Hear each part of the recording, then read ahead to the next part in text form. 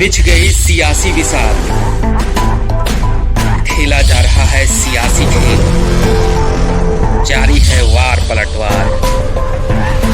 शह और मात के खेल में बनाई जा रही है रणनीति।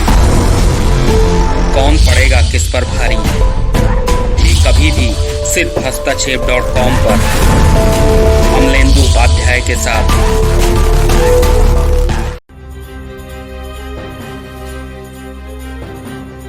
नमस्कार, दिन भर की बड़ी खबरों में आपका स्वागत है। मैं हूं दामिनी। इस बुलेटिन में आज बात होगी कृषि विधेयक पर अन्नदाताओं के आंदोलन की, हैदराबाद निगम में बनते नए समीकरण की। जानेंगे कि अब कांग्रेस के किस मुख्यमंत्री ने अमित शाह पर सरकार गिराने की कोशिश का लगाया आरोप, और बात करेंगे चुनाव से पहले अपनी ही पार्टी के नेताओं को ममता के संदेश की। आखिर में बात जीएसटी नियमों पर सरकार को राज्यों से मिली राहत की। लेकिन तमाम बड़ी खबरों से पहले एक नजर सुर्खियों पर। शरद पवार के बयान पर कांग्रेस ने दी नसीहत। महाराष्ट्र में महाविकास आघाड़ी सरकार चलानी है तो कांग्रेस नेताओं पर टिप्पणियां करना बंद करे सहयोगी दल। एनसीपी नेता पवार ने राहुल गांधी पर की थी टिप्पणी। हैदराबाद निगम चुनाव में मिली सफलता से बीजेपी में उत्साह। अब पश्चिम बंगाल पर टिकाई बीजेपी ने नजर। 8 दिसंबर को कोलकाता जाएंगे नड्डा। बिहार विधानसभा चुनावों में पार्टी के खराब प्रदर्शन की जेडीयू ने शुरू की समीक्षा। सीएम नीतीश कुमार ने हारे हुए उम्मीदवारों के साथ की बैठक। उम्मीदवारों से पूछे हार के कारण। अधीर रंजन चौधरी का केंद्र सरकार पर तंज, सिर्फ आंदोलन की भाषा ही समझती है सरकार। शिवराज सिंह ने एमएसपी को लेकर की घोषणा तो कांग्रेस ने कसा तंज। कांग्रेस सांसद विवेक तनखा ड्राफ्ट तैयार करके बोले, जुमले छोड़ कानून बनाइए शिवराज। सुर्खियों के बाद अब बात आज की सबसे बड़ी खबर की। 3 कृषि कानूनों को समाप्त कराने की मांग को लेकर अन्नदाताओं का आंदोलन तो 2 महीने से चल रहा था, लेकिन अब जब पंजाब से अन्नदाता दिल्ली पहुंच गए हैं और 10 दिनों से उन्होंने दिल्ली को घेर लिया है तो सरकार झुकती दिख रही है। सिर्फ पंजाब ही नहीं, यूपी, हरियाणा, राजस्थान सहित पूरे भारत से अन्नदाता कृषि विधेयक के खिलाफ दिल्ली पहुंच गए हैं। अन्नदाताओं के आंदोलन में आज दिन भर क्या क्या रहा खास, देखिए हमारी ये रिपोर्ट। हजारों अन्नदाताओं ने दिल्ली की सीमाओं पर डेरा डाल रखा है। सिंघू बॉर्डर हो या फिर नोएडा से लगा चिल्ला बॉर्डर, अन्नदाता सड़कें जाम करके बैठे हुए हैं। इसी मुद्दे पर आज 5वें दौर की बैठक चल रही है। इस बैठक से पहले प्रधानमंत्री नरेंद्र मोदी ने सुबह कैबिनेट के वरिष्ठ मंत्रियों के साथ अपने आवास पर बैठक की।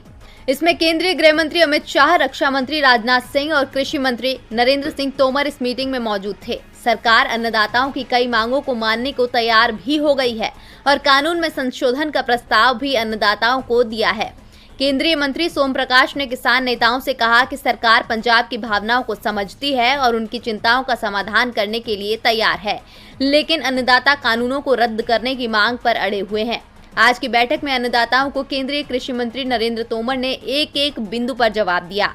सरकार की ओर से लिखित में आश्वासन दिए जाने की भी बात कही जा रही है। बैठक में किसानों ने कहा कि हमें इस पूरे विवाद का कोई हल या पक्का वादा चाहिए।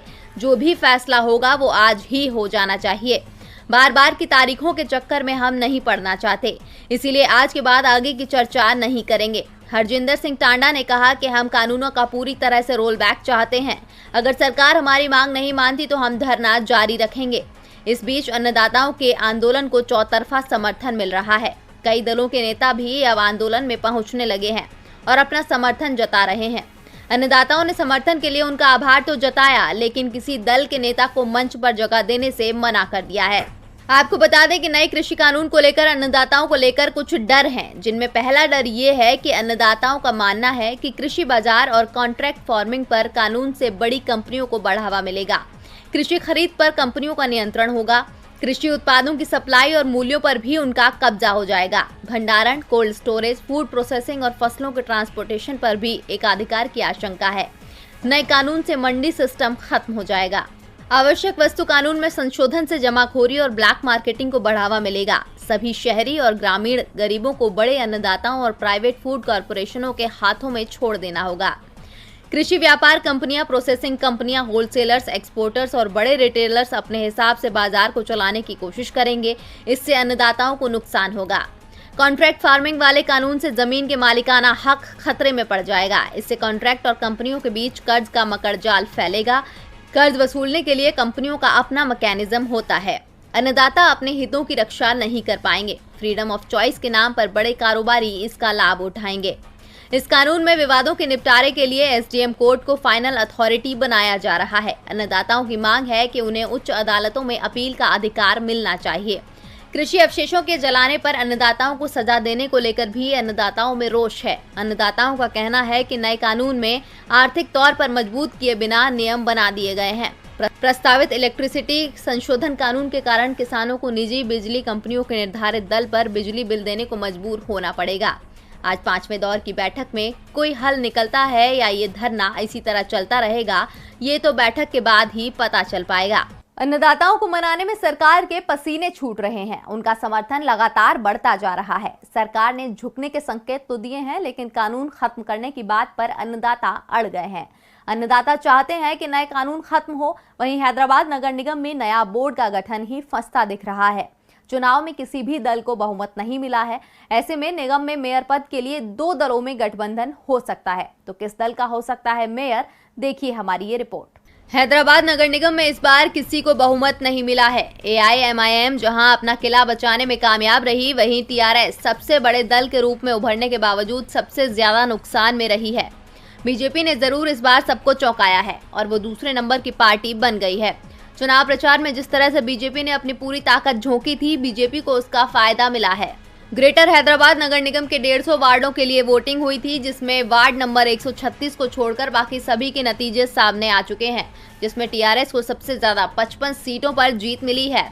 बीजेपी को 48 और AIMIM को 44 सीटें मिली हैं। यदि 2016 के निगम चुनाव से तुलना की जाए तो TRS को सबसे ज्यादा नुकसान हुआ है। 2016 में TRS को 99 सीटें मिली थी, इस बार 44 सीटें कम हो गई हैं। दूसरी ओर बीजेपी के हिस्से में 44 सीटें ज्यादा आई हैं। पिछली बार बीजेपी को सिर्फ 4 सीटें ही मिली थी। AIMIM अपना किला सुरक्षित रखने में कामयाब रहा है। पहले भी उसके पास 44 सीटें थी, इस बार भी उसे 44 सीटों पर जीत मिली है। सबसे खास बात यह है कि TRS ने सभी 150 सीटों पर चुनाव लड़ा था, जबकि बीजेपी 149 सीटों पर मैदान में थी, जबकि AIMIM सिर्फ 51 सीटों पर चुनाव लड़ी थी, जिसमें से उसने 44 सीटें जीती थी। पार्टी को पुराने हैदराबाद में बड़ी सफलता मिली है। निगम चुनाव के परिणाम सामने आने के बाद अब मेयर पद को लेकर जोड़-तोड़ की राजनीति शुरू हो गई है। TRS और AIMIM के बीच मेयर पद को लेकर सहमति बन सकती है। ऐसे में अब ये देखना दिलचस्प होगा कि हैदराबाद में इस बार मेयर TRS का होता है या AIMIM का। हैदराबाद निगम में AIMIM इस बार किंग बनेगी या किंग मेकर, अभी इस पर से पर्दा नहीं हटा है। मेयर पद को लेकर खींचतान शुरू हो गई। खींचतान तो राजस्थान में भी चल रही है। अशोक गहलोत की सरकार लगातार मुश्किलों का सामना कर रही है। पहले पायलट ने उनकी मुश्किलें बढ़ा रखी थी। पायलट माने तो अब गहलोत को दूसरा डर सताने लगा है। गहलोत ने अमित शाह को लेकर बड़ा बयान दिया है। तो क्या कहा है गहलोत ने, देखिए हमारी ये रिपोर्ट। राजस्थान की गहलोत सरकार एक बार फिर मुश्किल में फंसती दिख रही है। पहले से ही पार्टी के अंदर अपने विरोधियों से परेशान सीएम अशोक गहलोत को इस बार चुनौती पार्टी के बाहर से मिल रही है। गहलोत ने खुलासा किया है कि केंद्र सरकार उनकी राज्य को गिराने की कोशिश कर रही है और इस पूरे मामले के पीछे केंद्रीय गृह मंत्री और बीजेपी के पूर्व अध्यक्ष अमित शाह का हाथ है। शाह के नेतृत्व में राजस्थान सरकार को पलटने की कोशिश की जा रही है।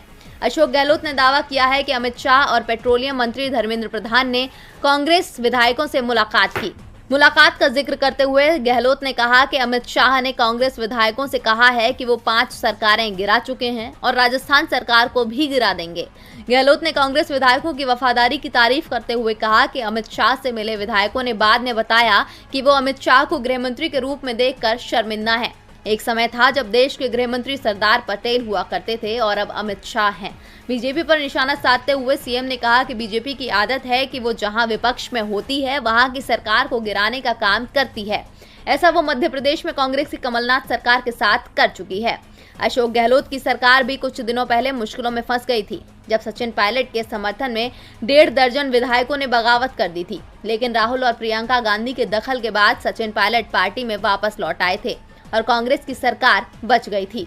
लेकिन अब यदि गहलोत के दावे सही हैं तो राजस्थान की कांग्रेस सरकार कभी भी मुश्किल में फंस सकती है। गहलोत परेशान है कि उनके विधायकों को बीजेपी अपनी ओर करना चाहती है, तो ममता को डर अपने नेताओं का है। बीजेपी की नजर टीएमसी के बड़े नेताओं पर है, क्योंकि पश्चिम बंगाल में 6 महीने में विधानसभा चुनाव होने हैं और बीजेपी ने अपनी पूरी ताकत पश्चिम बंगाल में झोंक रखी है। और ममता बनर्जी ने पार्टी नेताओं से कहा है कि जिसे जाना हो वो जा सकता है, जो रहेगा वो टीएमसी का बनकर ही रहेगा। तो क्या कहा है ममता ने, देखिए हमारी ये रिपोर्ट। विधानसभा चुनावों से पहले पश्चिम बंगाल में टीएमसी की परेशानी बढ़ती जा रही है। कांग्रेस और वाम दलों के बीच गठबंधन तय दिखाई दे रहा है और एआईएमआईएम ने भी पश्चिम बंगाल में विधानसभा चुनाव लड़ने का ऐलान कर दिया है। राज्य में बीजेपी की बढ़ती ताकत और बीजेपी विरोधी वोटों के बांटने का डर अब टीएमसी नेताओं को सताने लगा है। इसीलिए पार्टी ने अब जनता के करीब पहुंचने में पूरी ताकत लगा दी है। पश्चिम बंगाल के सीएम ममता बनर्जी ने भी अब उन नेताओं को चेतावनी दे दी है जो पार्टी के खिलाफ बयानबाजी कर रहे थे। ममता ने कहा कि जिसको बीजेपी या दूसरी पार्टी अच्छी लगती है वो टीएमसी छोड़ सकता है। ममता बनर्जी ने शुभेंदु अधिकारी को इशारों में बता दिया है कि अब टीएमसी को उनकी जरूरत नहीं है। शुभेंदु कुछ दिनों से नाराज चल रहे हैं और उनके बीजेपी में जाने की संभावना जताई जा रही है। शुभेंदु ममता मंत्रिमंडल से इस्तीफा दे चुके हैं। ऐसे में अब यह साफ हो गया है कि शुभेंदु अधिकारी के लिए टीएमसी के दरवाजे पूरी तरह से बंद हो चुके हैं। इसके साथ ही ममता ने नए कृषि कानूनों के खिलाफ उत्तर भारत में चल रहे अन्नदाताओं के आंदोलन को अपना समर्थन दिया है। बीजेपी पश्चिम बंगाल में ममता बनर्जी के किले हिलाने में लगी है, तो दूसरी ओर महाराष्ट्र में बीजेपी का किला ही ढह गया है। और इसे लेकर पहले तो एनसीपी ने बीजेपी पर तंज कसा और अब शिवसेना ने बीजेपी को घेरा है। तो क्या कहा है शिवसेना ने, देखिए हमारी ये रिपोर्ट। महाराष्ट्र विधान परिषद के चुनावों में भारतीय जनता पार्टी के खराब प्रदर्शन के बाद अब महाविकास अघाड़ी सरकार में शामिल दलों को बीजेपी को घेरने का मौका मिल गया है। पहले एनसीपी ने बीजेपी पर तंज कसा था, तो अब बारी शिवसेना की थी। अपने मुखपत्र सामना में शिवसेना ने कहा कि विधान परिषद के 5 सीटों के चुनाव परिणाम दिखाते हैं कि अति आत्मविश्वास से भरी बीजेपी का आधार राज्य में खो रहा है। शिवसेना ने कहा कि बीजेपी के लिए सबसे अधिक चौंकाने वाला परिणाम नागपुर स्नातक सीट से आया है। सामना के संपादकीय में कहा कि सबसे झंझोड़ने वाली परिणाम नागपुर का आया है। विगत 5 दशक से नागपुर स्नातक निर्वाचन संघ पर भारतीय जनता पार्टी ही विजयी होती रही है। नितिन गडकरी ने नागपुर के स्नातकों का लगभग 25 वर्षों तक प्रतिनिधित्व किया। पार्टी ने लिखा कि गडकरी से पहले विधान परिषद में नागपुर के स्नातकों का प्रतिनिधित्व एक अत्यंत ईमानदार मेहनती संघ के नेता गंगाधर पंत फडणवीस करते थे, जिनके सुपुत्र देवेंद्र फडणवीस थे। शिवसेना ने कहा कि संघ का मुख्यालय नागपुर में ही है, परंतु संघ के विचारधारा वाले लोगों का संगठन मजबूत होने के बावजूद नागपुर के महापौर संदीप जोशी को पराजय स्वीकार करनी पड़ी। उसने कहा कि विधानसभा चुनाव में ही भाजपा की नींव हिलनी शुरू हो गई थी। अमरावती शिक्षण निर्वाचन सीट पर भाजपा परास्त हुई है। उसने कहा कि धुले नंदुरबार विधान परिषद की सीट कांग्रेस से भाजपा में शामिल हुई अमरीश पटेल ने जीत ली, लेकिन यह पटेल की व्यक्तित्व जीत है, न कि भाजपा की। महाराष्ट्र में बीजेपी अपनी सबसे मजबूत सीट ही हार गई। ऐसे में उसके पुराने सहयोगी तो तंज कसेंगे ही। बीजेपी महाराष्ट्र में कमजोर हो रही है, तो वहीं बिहार में बीजेपी की सहयोगी जेडीयू खुद को मजबूत करने में जुट गई है, ताकि बिहार में विधानसभा चुनावों में बीजेपी के बढ़ते कद का सामना किया जा सके। देखिए हमारी ये रिपोर्ट। बिहार की राजनीति में कोयरी कुर्मी वोटों पर जेडीयू की बड़े दावेदारी मानी जाती है। नीतीश कुमार खुद कुर्मी समुदाय से आते हैं और इन दोनों जातियों का वोट बिहार में करीब 10% के करीब बैठता है, जो नीतीश कुमार की ताकत भी है। लेकिन इस बार के विधानसभा चुनावों में नीतीश कुमार कमजोर दिखाई दिए। इसके बाद से ही उन्होंने अपने वोट बैंक को मजबूत करना शुरू कर दिया है। नीतीश को इस बात का एहसास है कि यदि वो कमजोर पड़े तो बीजेपी कभी भी उन्हें सत्ता से हटाकर खुद कुर्सी हासिल कर सकती है। इसीलिए अब नीतीश कुमार अपने पुराने सहयोगियों को साथ लाने की कोशिश में जुट गए हैं। नीतीश कुमार ने अपने पुराने साथी उपेंद्र कुशवाहा को पार्टी में वापस लाने के लिए कहा है। नीतीश चाहते हैं कि उपेंद्र कुशवाहा अपनी पार्टी आरएलएसपी का जेडीयू में विलय कर दें। यदि कुशवाहा नीतीश कुमार के प्रस्ताव को मान जाते हैं तो उन्हें पार्टी राज्यसभा भेज सकती है और उपेंद्र को केंद्र में मंत्री पद भी मिल सकता है। लेकिन कुशवाहा ने अभी तक अपने पत्ते नहीं खोले हैं। लेकिन पार्टी नेताओं के साथ बैठक में उन्होंने संकेत जरूर दे दिए कि नीतीश के प्रस्ताव पर वो विचार कर रहे हैं। उपेंद्र ने जेडीयू के करीब आने के संकेत तभी दे दिए थे जब विधानसभा के पहले सत्र में तेजस्वी यादव की नीतीश पर की गई टिप्पणी को लेकर उन्होंने तेजस्वी को घेरा था और नीतीश कुमार का पक्ष लिया था। विधानसभा चुनावों से पहले उपेंद्र महागठबंधन का हिस्सा थे, लेकिन सीट बंटवारे को लेकर उनकी तेजस्वी यादव से सहमति नहीं बन पाई थी। उन्होंने बीएसपी और एआईएमआईएम के साथ गठबंधन बनाकर चुनाव लड़ा। इस गठबंधन में एआईएमआईएम को 5, बीएसपी को 1 सीट मिली, लेकिन उपेंद्र कुशवाहा की पार्टी आरएलएसपी का खाता तक नहीं खुला। उपेंद्र कुशवाहा, जो अपने गठबंधन की ओर से सीएम पद के उम्मीदवार थे, वो खुद भी चुनाव हार गए। ऐसे में बड़ा सवाल ये है कि क्या कुशवाहा अपनी राजनीतिक पहचान को खत्म करते हुए एक बार फिर नीतीश के साथ होने के लिए आरएलएसपी का विलय करने को तैयार होंगे। और बुलेटिन के आखिर में बात करेंगे जीएसटी पर सरकार को मिली राहत की। स्वास्थ्य मुसीबत के चलते इस बार जीएसटी कलेक्शन बेहद ज्यादा गिर गया है। केंद्र सरकार ने राज्यों को जीएसटी में हिस्सा देने के लिए कई विकल्प दिए थे। शुरुआत में गैर एनडीए शासित राज्य इसके लिए तैयार नहीं थे, लेकिन अब सभी तैयार हो गए हैं। तो किस राज्य ने सबसे बाद में केंद्र के प्रस्ताव को किया स्वीकार, देखिए हमारी ये रिपोर्ट। जीएसटी क्षतिपूर्ति राशि को लेकर केंद्र व राज्य सरकारों के बीच लंबे समय से चल रहा गतिरोध समाप्त हो गया है। सभी 28 राज्यों और विधानसभा वाले 3 केंद्र शासित प्रदेशों ने जीएसटी के कारण हुए नुकसान को पूरा करने के लिए केंद्र सरकार द्वारा दिए गए पहले विकल्प को चुन लिया है। झारखंड इस विकल्प को चुनने वाला अंतिम राज्य है। झारखंड, छत्तीसगढ़, पंजाब, पश्चिम बंगाल और केरल ने पहले सरकार द्वारा दिए गए विकल्पों को पूरी तरह से खारिज कर दिया था। इन राज्यों का कहना था कि जीएसटी कानून को लागू करते समय सरकार की ओर से कहा गया था कि जो नुकसान होगा वो केंद्र सरकार पूरा करेगी, लेकिन केंद्र सरकार की ओर से दावे किए गए थे जो मुसीबत आई है उसमें सभी को मदद करनी होगी।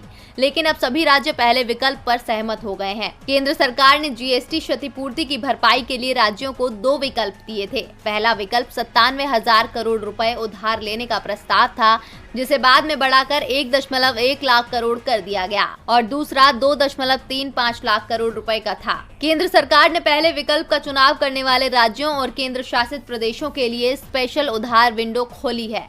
ये विंडो 23 अक्टूबर 2020 से शुरू हुई है। सभी राज्यों को 1,06,830 करोड़ रुपए की अतिरिक्त उधारी की अनुमति दी गई है। राज्यों की तरफ से 5 किश्तों में 30,000 करोड़ रुपए उधार लिया भी जा चुका है। सभी राज्यों के सरकार द्वारा दिए गए विकल्प स्वीकार करने से अब केंद्र सरकार को भी राहत मिली है। और दिन भर की बड़ी खबरों में मेरे साथ इतना ही। देखते रहिए डीबी लाइव। नमस्कार।